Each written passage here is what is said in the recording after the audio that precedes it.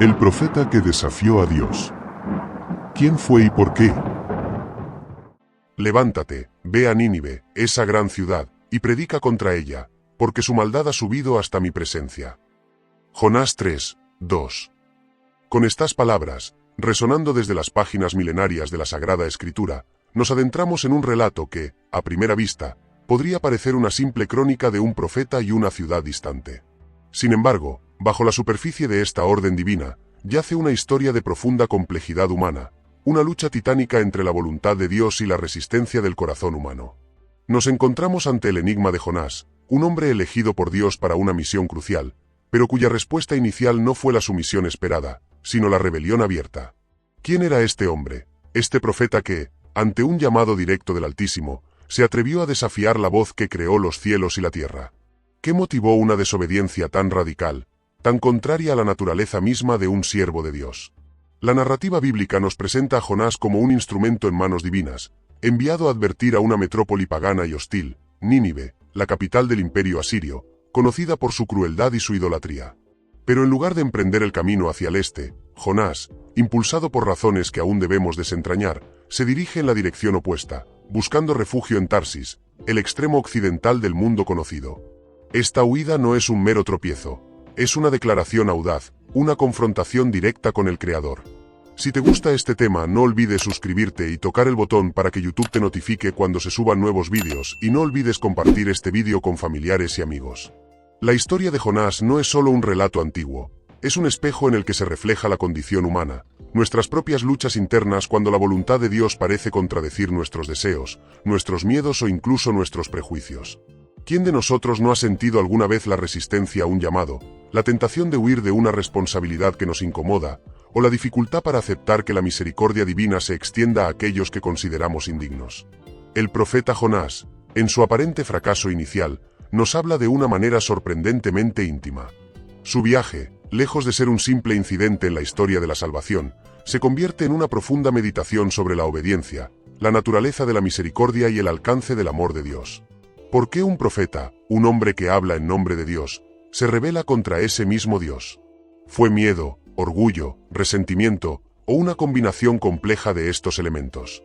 La singularidad de esta narrativa reside precisamente en su complejidad.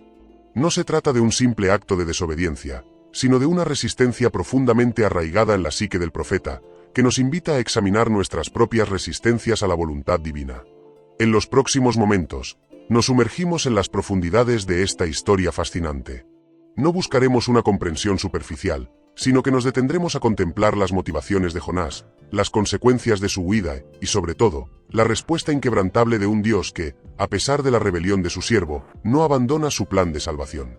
Exploramos el viaje inesperado de Jonás dentro de las entrañas de un gran pez, un lugar de profunda oscuridad y aislamiento, pero también un crisol donde la reflexión y el arrepentimiento comienzan a germinar.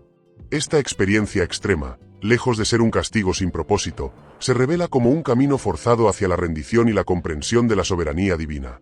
Nos preguntaremos qué verdades esenciales sobre la fe, la misión y el carácter de Dios se nos revelan a través de esta tribulación. ¿Cómo puede la historia de un profeta que desafió a Dios y que fue tragado por un pez transformar nuestra propia relación con la fe, ayudándonos a discernir la voz de Dios en medio de nuestras propias resistencias y a confiar en su misericordia que trasciende toda comprensión humana? Este es un viaje que promete revelaciones, no solo sobre Jonás, sino sobre nosotros mismos y sobre el Dios vivo y actuante que nos llama a una vida de propósito y amor, incluso cuando ese llamado nos saca de nuestra zona de confort y nos confronta con realidades que preferimos ignorar. Acompáñenos en esta exploración, donde la obediencia se encuentra con la misericordia, y donde la huida puede, paradójicamente, llevarnos de vuelta al corazón de Dios. La profunda rebeldía de Jonás no se originó en un vacío, sino que brotó de un terreno fértil de percepciones arraigadas, probablemente tejidas por las experiencias históricas de su pueblo. Israel, a lo largo de sus anales, había sufrido opresiones y exilios a manos de imperios crueles, siendo Asiria, y su capital Nínive, uno de los verdugos más temidos y brutales. Es plausible, por tanto, que Jonás no solo viera a los ninivitas como pecadores en un sentido abstracto, sino como enemigos concretos, responsables de un sufrimiento real y tangible infligido a su nación. Su negativa a predicarles podría haber estado teñida de un deseo de justicia, de un anhelo de que sus opresores recibieran la retribución que él consideraba merecida. En este contexto, la orden divina de ofrecerles una oportunidad de arrepentimiento y perdón debió parecerle no solo incomprensible, sino incluso injusta, una traición a la memoria de las víctimas y a la propia identidad de Israel como pueblo elegido. Profundizando en esta dimensión, observamos cómo los prejuicios nacionales y el dolor histórico pueden distorsionar nuestra comprensión de la misericordia divina, llevándonos a desear la condena ajena en lugar de la salvación universal. Consideremos ahora cómo esta arraigada perspectiva influyó en su reacción inmediata. En lugar de emprender el camino hacia el este, hacia Nínive, Jonás se dirigió decididamente hacia el oeste, hacia Tarsis. Este acto no fue un simple error de dirección, fue una elección deliberada de evasión, un intento de borrar la presencia de Dios de su vida y de la situación que se le presentaba. Tarsis, en la imaginación antigua, representaba el fin del mundo conocido, un lugar tan remoto y ajeno que, en su mente, podría servir como un escudo contra la voluntad divina. Es aquí donde descubrimos una capa adicional de su conflicto interno, la lucha entre la conciencia de su llamado profético y el deseo de autoexilio. ¿Cuántas veces, al enfrentarnos a tareas que nos resultan abrumadoras o que nos obligan a confrontar realidades incómodas, hemos buscado nuestra propia Tarsis, un lugar de olvido y desconexión, esperando así eludir la responsabilidad? La elección de Jonás subraya la tentación de la pasividad, de la negación ante la llamada de Dios, especialmente cuando esa llamada implica un sacrificio personal o un enfrentamiento con aquello que nos genera aversión o miedo. Más allá de la evasión física, la huida de Jonás revela una resistencia espiritual más profunda, el intento de escapar de la naturaleza misma de Dios. Él conocía, como profeta, la infinita misericordia y el deseo de salvación del Creador. Sin embargo, al dirigirse a Tarsis, estaba, en esencia, tratando de negar esa misericordia, de confinarla dentro de los límites de su propia comprensión nacionalista. Se aferraba a una visión de Dios como un vengador selectivo, y no como el Padre compasivo que extiende su gracia a todos, sin distinción. Es más, su acto de descender al barco y pagar el pasaje es una manifestación de su determinación de distanciarse de su misión, de comprar su propia libertad de la responsabilidad divina. Este acto, aparentemente mundano, simboliza el precio que a veces estamos dispuestos a pagar para evitar cumplir la voluntad de Dios, para silenciar esa voz interior que nos llama a servir, a amar, a perdonar. La audacia de su desobediencia radica en su intento de eludir no solo un mandato, sino la esencia misma del carácter divino. Por consiguiente, la decisión de Jonás de embarcar hacia Tarsis no fue un simple acto de cobardía, sino una manifestación de una teología distorsionada y un profundo apego a sus propios prejuicios. Se aferraba a la idea de que Dios solo se preocupaba por Israel, y que la salvación era un privilegio exclusivo de su pueblo. Esta visión limitada del amor divino es un obstáculo significativo en nuestro propio camino de fe. Cuando nos resistimos a la idea de que Dios puede usar a personas que consideramos diferentes o indignas para sus propósitos, o cuando desconfiamos de su misericordia hacia aquellos que han errado gravemente, estamos, en cierto modo, repitiendo el error de Jonás. Su huida nos confronta con la necesidad de examinar nuestras propias concepciones sobre quién es digno del amor y la gracia de Dios, y si estamos abiertos a la posibilidad de que Él opere de maneras que trascienden nuestras estrechas expectativas. Aunado a esto, su descenso al vientre del barco, un acto de ocultamiento y de búsqueda de olvido, representa la tendencia humana a enterrar nuestras responsabilidades bajo el peso de las circunstancias o la autoindulgencia. Al pagar su pasaje, Jonás estaba, simbólicamente, comprando su propio silencio, su propia inacción. Esta acción resalta cómo la complacencia y la evitación pueden convertirse en nuestros propios pasajes hacia la desconexión espiritual. Es un recordatorio de que la obediencia a Dios no es una carga impuesta desde fuera, sino una respuesta libre y consciente a un amor que nos llama a participar activamente en su plan redentor. El verdadero desafío no está en la dificultad de la tarea, sino nuestra disposición a aceptar el llamado, incluso cuando nos dirige hacia aguas desconocidas y nos confronta con nuestra propia resistencia interna. La tormenta que se desata sobre el mar no es un evento fortuito en la narrativa de Jonás. Es el catalizador divino para sacudir la complacencia del profeta y forzar un encuentro con la realidad de su rebelión. El mar embravecido, con sus olas furiosas y el viento gélido, se convierte en una manifestación palpable de la ira divina, no como un castigo vengativo, sino como una intervención necesaria para detener la fuga de Jonás y restaurar el orden que él había alterado. Este episodio marítimo es crucial porque revela cómo Dios no ignora la desobediencia, sino que interviene activamente para reconducirnos, incluso a través de circunstancias que parecen catastróficas. La tripulación pagana, en su terror, clama a sus propios dioses, un contraste doloroso con la actitud de Jonás, quien, a pesar de ser el profeta de un solo Dios verdadero, se ha sumido en un silencio autoimpuesto, casi como si hubiera olvidado la fuente de su autoridad y su protección. Profundizando en la dinámica de la tripulación, observamos su genuina piedad y su temor reverencial ante el poder desatado. Estos hombres, ajenos a la verdadera divinidad, reaccionan con una sinceridad conmovedora ante la manifestación de lo sobrenatural. Al pedir a Jonás que interceda, le otorgan una autoridad que él mismo ha intentado abdicar.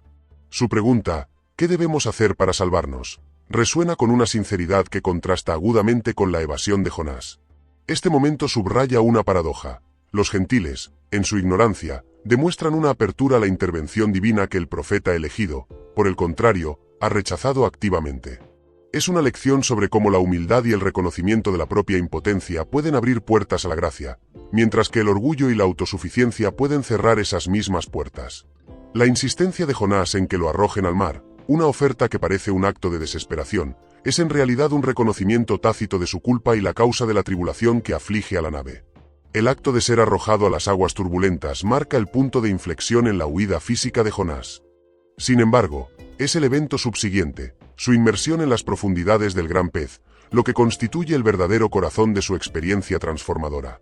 Las entrañas del pez, un lugar oscuro, sofocante y desolador, se presentan como una imagen vívida de la muerte y el entierro simbólico. Jonás se encuentra despojado de todo, aislado del mundo exterior, confrontado únicamente con su propia conciencia y la presencia ineludible de Dios en medio de su perdición. Este encierro no es un final, sino un espacio liminal, un vientre de resurrección espiritual.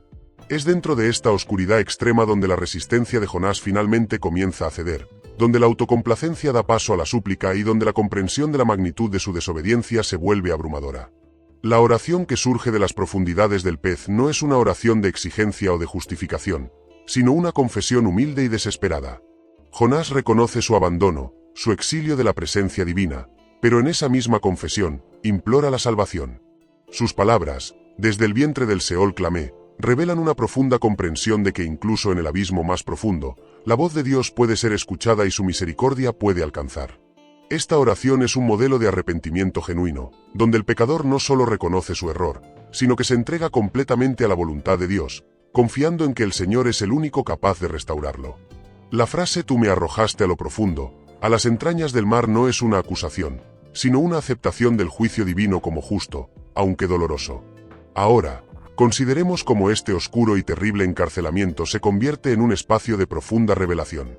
En la oscuridad total, despojado de todas las distracciones y comodidades del mundo exterior, Jonás es forzado a confrontar la verdadera naturaleza de Dios y su propio corazón.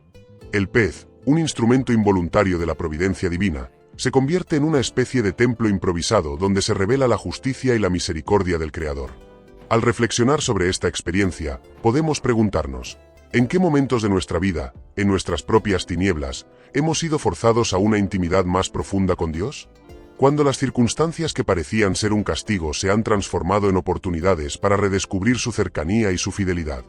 La lección aquí es que Dios puede usar incluso los momentos más oscuros de nuestra existencia para moldearnos, para quebrantar nuestro orgullo y para enseñarnos la verdad de su soberanía y su amor incondicional. La experiencia de Jonás nos enseña que la verdadera obediencia no es solo una acción externa, sino una transformación interna que comienza en el corazón, a menudo forjada en la fragua de la adversidad.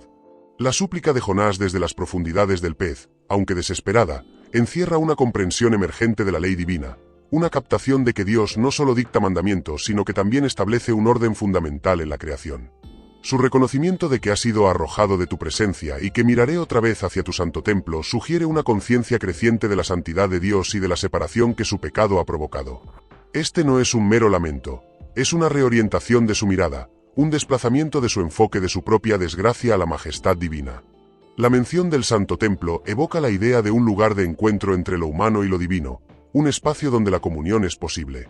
Al desear mirar hacia allí, Jonás expresa un anhelo de restauración, un deseo de reintegrarse en la relación que él mismo había roto. Esta aspiración a contemplar nuevamente el santuario es un indicio temprano de su disposición a cumplir el mandato original, aunque ahora, el contexto sea radicalmente distinto.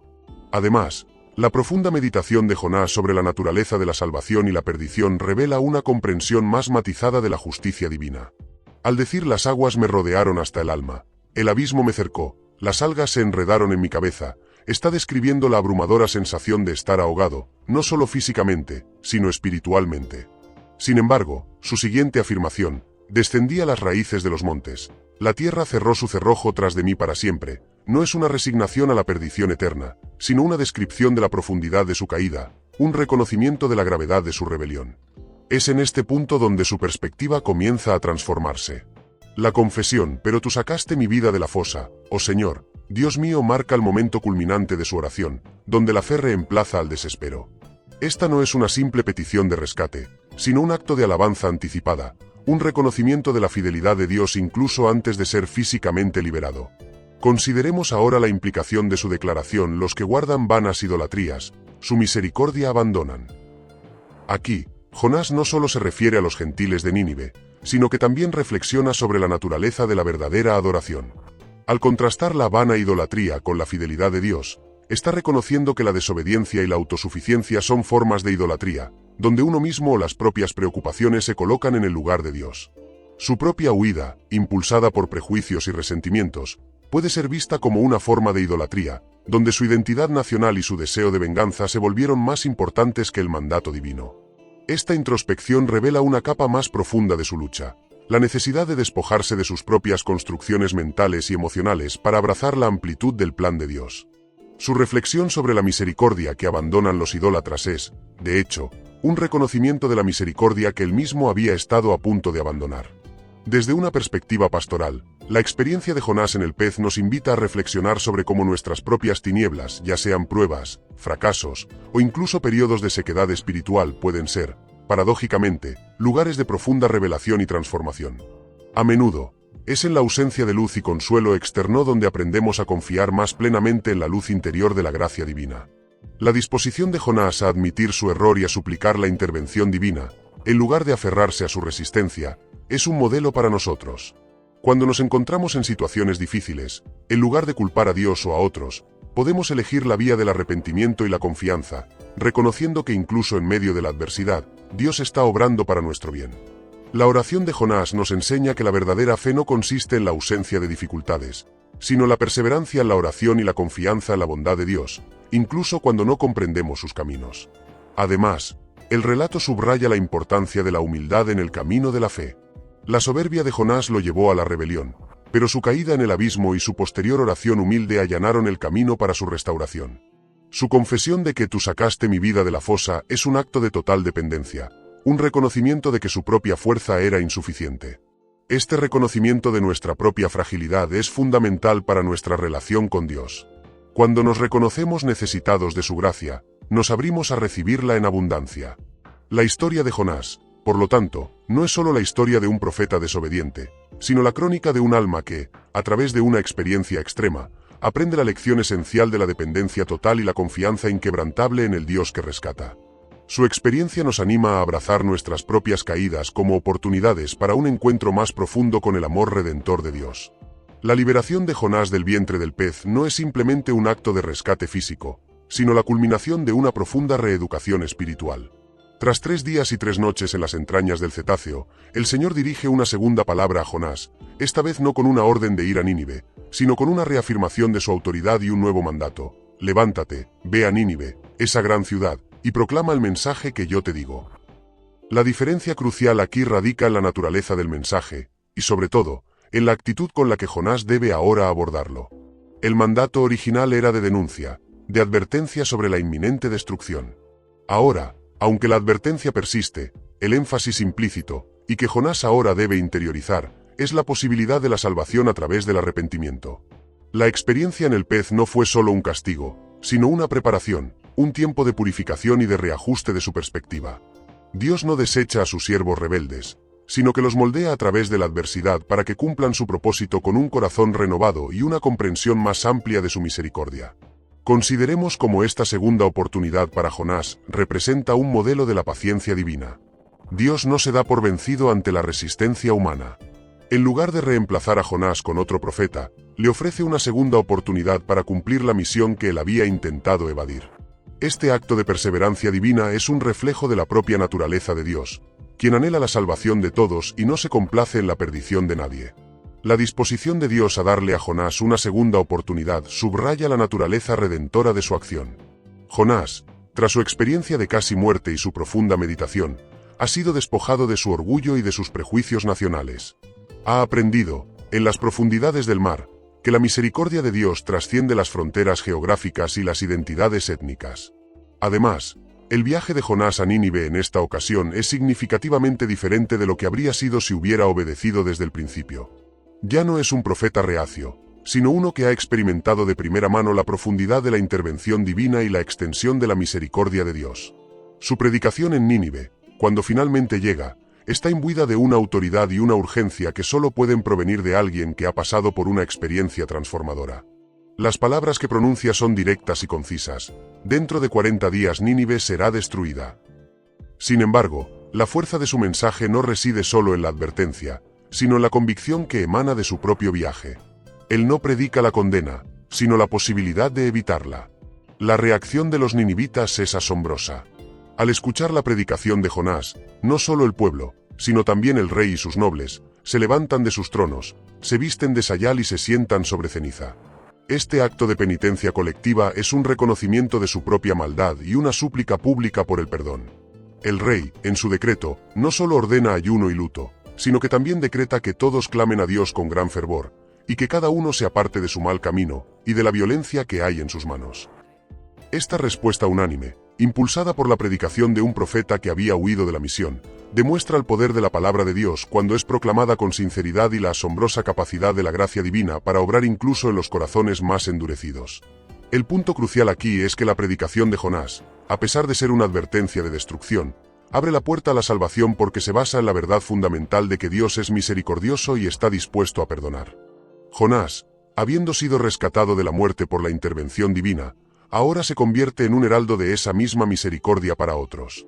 Su experiencia personal le ha enseñado que la fidelidad de Dios no está limitada por la obediencia humana, sino que es una característica intrínseca de su ser. Por lo tanto, su mensaje a Nínive, aunque contiene una advertencia, está fundamentalmente impregnado de la esperanza de que Dios pueda ser movido a piedad.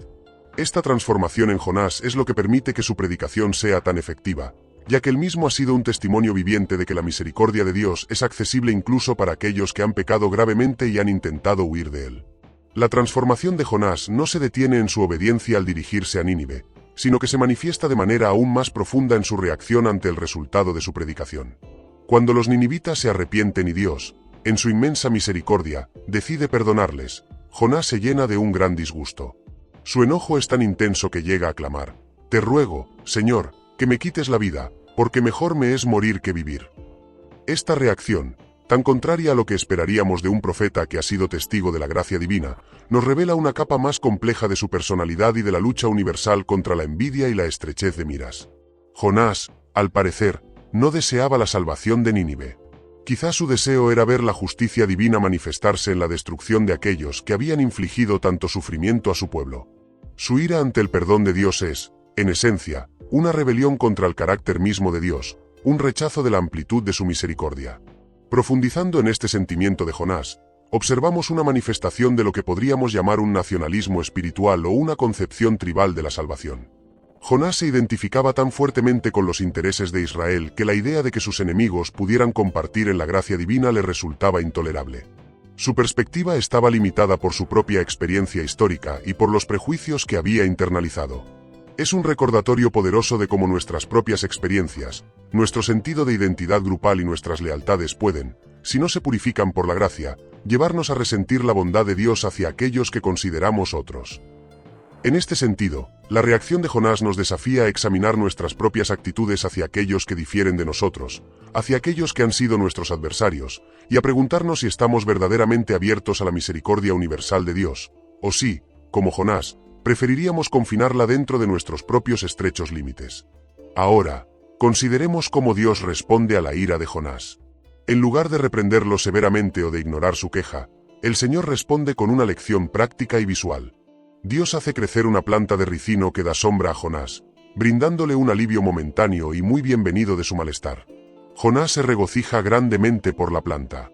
Sin embargo, al día siguiente, al amanecer, Dios envía un gusano que ataca la planta, secándola hasta que se marchita. Y cuando el sol sale con todo su ardor, Dios envía un viento abrasador, y Jonás se desmaya, deseando la muerte y diciendo: «Mejor me es morir que vivir». Esta sucesión de eventos, orquestados por la sabiduría divina, tiene un propósito claro: enseñar a Jonás una lección fundamental sobre la compasión y la verdadera naturaleza de la misericordia. El contraste entre la reacción de Jonás ante la planta y su reacción ante el perdón de Nínive es revelador. Él se alegraba por un consuelo temporal, por algo que él no había cultivado ni hecho crecer, pero se enfurecía cuando Dios extendía su misericordia a miles de personas que clamaban por ella. Dios, a través de este episodio, le muestra a Jonás la arbitrariedad de su propio afecto y la inconsistencia de su deseo. Si Jonás se preocupaba tanto por una planta que le brindaba comodidad, ¿cuánto más no debería Dios preocuparse por la multitud de almas en Nínive, que eran sus criaturas y que clamaban a él en arrepentimiento? El Señor le dice a Jonás: ¿te parece bien enojarte tanto por la planta? Y Jonás responde: sí, me parece bien enojarme hasta la muerte. Esta respuesta, cargada de autojustificación, pone de manifiesto la profundidad de su ceguera espiritual. De esta manera, la lección final que Dios imparte a Jonás, y a través de él a nosotros, es sobre la infinita bondad y la amplitud del amor divino. El Señor concluye diciendo: y yo, no tendré piedad de Nínive, esa gran ciudad, donde hay más de 120.000 personas que no distinguen su mano derecha de su mano izquierda, y además muchos animales. Esta pregunta retórica encapsula el corazón del mensaje. Dios ama a todas sus criaturas, y su misericordia se extiende incluso a aquellos que son moralmente ciegos y que han vivido en la oscuridad de la maldad. El amor de Dios no se basa en méritos o en afiliaciones nacionales, sino en su propia naturaleza compasiva. La historia de Jonás, en su totalidad, es un poderoso testimonio de que el plan de salvación de Dios es universal y que su misericordia es un regalo que debemos aceptar y compartir, incluso cuando nos resulta difícil. Al contemplar la travesía de Jonás, desde su inicial evasión hasta su amarga desaprobación del perdón divino, se tejen hilos de una profundidad asombrosa que nos invitan a una reflexión más íntima y abarcadora.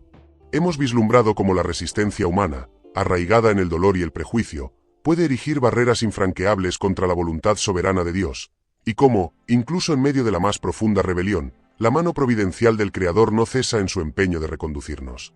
La oscuridad del abismo marino, lejos de ser un punto final, se revela como un vientre de transformación, un espacio donde la soberbia se quiebra ante la inmensidad de la misericordia y la dependencia se convierte en el primer peldaño hacia la restauración. Hemos sido testigos de cómo las pruebas, por dolorosas que sean, pueden despojarnos de nuestras autoprotecciones y exponernos a la verdad desnuda de nuestra necesidad, abriendo así la puerta a una comprensión más auténtica del carácter divino. A medida que avanzamos hacia la conclusión, es imperativo percibir cómo estas hebras de la narrativa se entrelazan, formando un tapiz que habla directamente a nuestra propia experiencia espiritual. La resistencia de Jonás, su huida y su eventual, aunque renuente, obediencia, no son meros sucesos históricos, sino ecos de nuestras propias luchas internas ante los llamados de Dios que nos desafían y nos sacan de nuestra zona de confort. La forma en que el Señor aborda la ira de Jonás ante el arrepentimiento de Nínive, utilizando una metáfora conmovedora y personal, nos enseña una lección sobre la paciencia divina y la amplitud de su amor, que trasciende nuestras estrechas concepciones y nuestros juicios apresurados.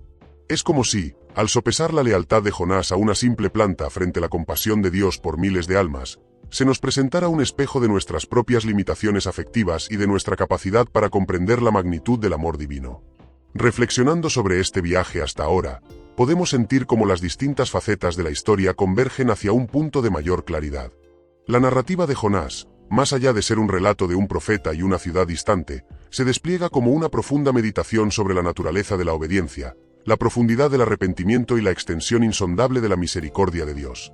Las implicaciones de esta historia resuenan poderosamente en nuestra propia vida de fe, invitándonos a examinar nuestras propias resistencias, nuestros prejuicios y nuestra disposición a aceptar la gracia divina, incluso cuando se extiende a aquellos que consideramos indignos o que han sido nuestros adversarios. La forma en que el Señor, con ternura y sabiduría, guía a Jonás hacia una comprensión más amplia de su corazón, nos ofrece una esperanza renovada y una invitación a abrir nuestros propios corazones a la totalidad del plan de salvación, un plan que, como hemos visto, es infinitamente más vasto y compasivo de lo que nuestras mentes limitadas podrían concebir. La historia de Jonás, en su totalidad, nos confronta con la naturaleza misma de la fe vivida, un camino de obediencia que no siempre es fácil, un viaje de arrepentimiento que a menudo se ve ensombrecido por la resistencia, y una revelación constante de la misericordia divina que se extiende mucho más allá de nuestros cálculos humanos. Hemos visto a un profeta elegido, inicialmente reacio, que huye de la voz de Dios, es tragado por las profundidades del mar y, finalmente, renace de esa oscuridad para cumplir una misión que él mismo había intentado evadir.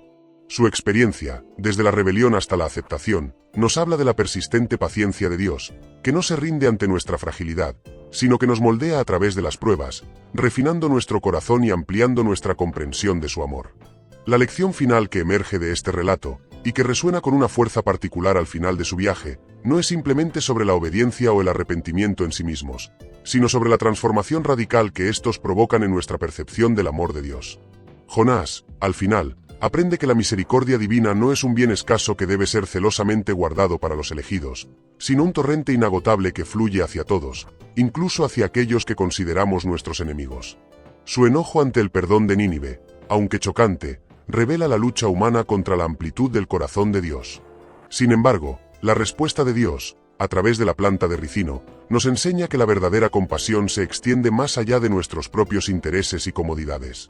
Nos recuerda que el amor de Dios es un amor que abarca a todos, un amor que busca la salvación de cada alma, independientemente de su pasado o de sus acciones.